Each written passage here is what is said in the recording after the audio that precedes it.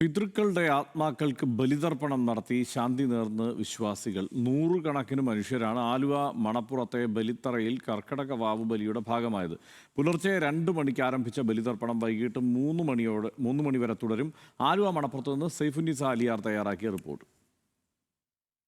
മധ്യകേരളത്തിലെ ഏറ്റവും പ്രധാനപ്പെട്ട ബലിതർപ്പണ കേന്ദ്രങ്ങളിൽ ഒന്നായ ആലുവ മണപ്പുറത്ത് ബലിതർപ്പണ ചടങ്ങുകൾ പുരോഗമിക്കുകയാണ്. വൈകിട്ട് 3 മണി വരെ ഈ കർക്കിടക വാവിനോടനുബന്ധിച്ചുള്ള ബലിതർപ്പണ ചടങ്ങുകൾ നടത്താനുള്ള സമയമുണ്ട്. പുലർച്ചെ 2 മണിക്കാണ് ബലിതർപ്പണ ചടങ്ങുകൾ ഇവിടെ ആരംഭിച്ചത്.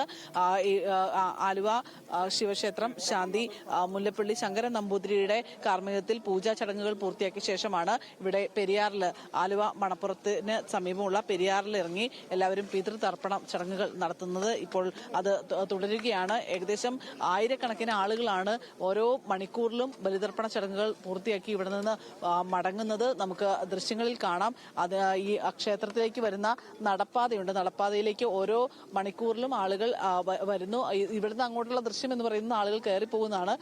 ഇറങ്ങി വരുന്നവർക്ക് നേരെ അപ്പുറത്തുള്ള സ്റ്റെപ്പിലൂടെയാണ് ഇറങ്ങി മണപ്പുറത്തേക്ക് വരാൻ സാധിക്കുന്നത്. 500ഓളം പോലീസ് ഉദ്യോഗസ്ഥരുടെ ഒരു വിന്യാസമാണ് ഇവിടെ ഉള്ളത്. അത് നഗരം മുഴുവനുണ്ട്. നഗരത്തിന്റെ പല ഭാഗങ്ങളിലായി ഗതാഗതം നിയന്ത്രിച്ചുകൊണ്ടാണ് ഭക്തരെ ആലുവ മണപ്പുറത്തേക്ക് കൊണ്ടുവരുന്നത്. ഏകദേശം 1 കിലോമീറ്ററോളം നടന്നു വേണം ഭക്തർക്ക് ഇവിടെ ആലുവ മണപ്പുറത്തേക്ക് എത്തിച്ചേരുവാനായി. ആ രീതിയിലാണ് ഗതാഗത ക്രമീകരണങ്ങൾ ഒരുക്കിയിരിക്കുന്നത്. ഉച്ചയ്ക്ക് 2 മണിക്ക് ശേഷം ഈ ഗതാഗത സാധാരണ നിലയിലെത്തിക്കാനാണ് പോലീസിന്റെ തീരുമാനം. അതിനുശേഷം ഇവിടെ നിന്ന് പോകുന്നവർക്ക് പ്രത്യേകം ബസ് സർവീസുകളും ഒപ്പം തന്നെ മെട്രോയുടെ അധിക സർവീസുകളൊക്കെ എല്ലാം തന്നെ ക്രമീകരിച്ചിട്ടുണ്ട്.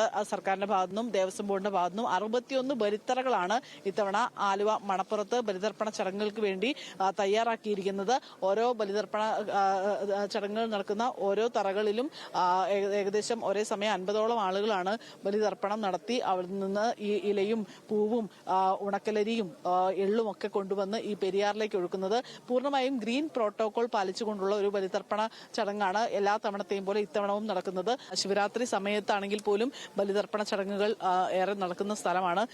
ഇവിടെ കർക്കിടക വാവിനോടനുബന്ധിച്ചും ബലിതർപ്പണ ചടങ്ങുകൾ നടക്കുന്ന ഇടമാണ്. ഈ കർക്കിടക വാവിന് ബലിതർപ്പണം നടത്തി കഴിഞ്ഞാൽ ഒരു വർഷം മുഴുവൻ ഈ പിതൃക്കൾക്ക് സമാധാനവും ഒപ്പം തന്നെ മോക്ഷവും ഉണ്ടാകും എന്ന് വിശ്വസിക്കുന്നവരാണ്. പല സ്ഥലങ്ങളിൽ നിന്ന് വരുന്നവരാണ്. എവിടെ നിന്നാണ് ചേച്ചി വരുന്നത്? ഞങ്ങൾ അങ്കമാലിന്ന് എല്ലാ തവണയും വരുന്നതാണോ? വന്നതാണ്. ആർക്ക് ബലിയിടാനാ വന്നേ? അച്ഛനും അമ്മയും മരിച്ചുപോയി. എത്ര വർഷമായി? അച്ഛൻ മരിച്ചിട്ട് എത്ര കൊല്ലായി? 25 കൊല്ലമായിട്ടുണ്ട്. അന്ന് മുതലേ വരുന്നതാണല്ലേ? തുടർച്ചയായിട്ട് വരുന്നതാണ്. 5 കൊല്ലം കഴിഞ്ഞു. രണ്ടുപേർക്കും ബലിതർപ്പണം നടത്തി. ശിവരാത്രിക്കും വരാറുണ്ട്? ശിവരാത്രി തുലാമാസത്തിൽ ഇതിന് വരും. കുംഭം തുലാമാസം. നിങ്ങൾ സഹോദരിമാരാണോ 3 പേരും? മരിച്ച നാളിൽ വരും. ആണ്ടിശ്രാർത്ഥത്തിന് വരും. ആണ്ടിശ്രാർത്ഥം വരുമ്പോ വരും. അപ്പോൾ അങ്കമാലിയിൽ നിന്നാണ് ഇവർ 3 സഹോദരിമാരെ അമ്മയ്ക്കും അച്ഛനും വേണ്ടി വന്നിരിക്കുന്നത്. അങ്ങനെ ഓരോരുത്തർക്കും വേണ്ടി, കുടുംബത്തിലെ ഓരോ അംഗങ്ങളും മരിച്ചുപോയവർക്ക് വേണ്ടി, അവർക്ക് പിതൃമോക്ഷത്തിന് വേണ്ടി ബലിതർപ്പണം നടത്താനാണ് ആലുവ മണപ്പുറത്തേക്ക് ഈ കർക്കിടക വാവിനോടനുബന്ധിച്ച് ആളുകൾ എത്തിക്കൊണ്ടിരിക്കുന്നത്. വൈകിട്ട് 3 മണിവരെ ഈ ആളുകൾ എത്തുന്നത് തുടരുകയും ചെയ്യും. ക്യാമറാമാൻ വിഷ്ണു എസ് ആനന്ദിനൊപ്പം സൈഫുന്നിസ അലിയാർ, ന്യൂസ് മലയാളം, കൊച്ചി.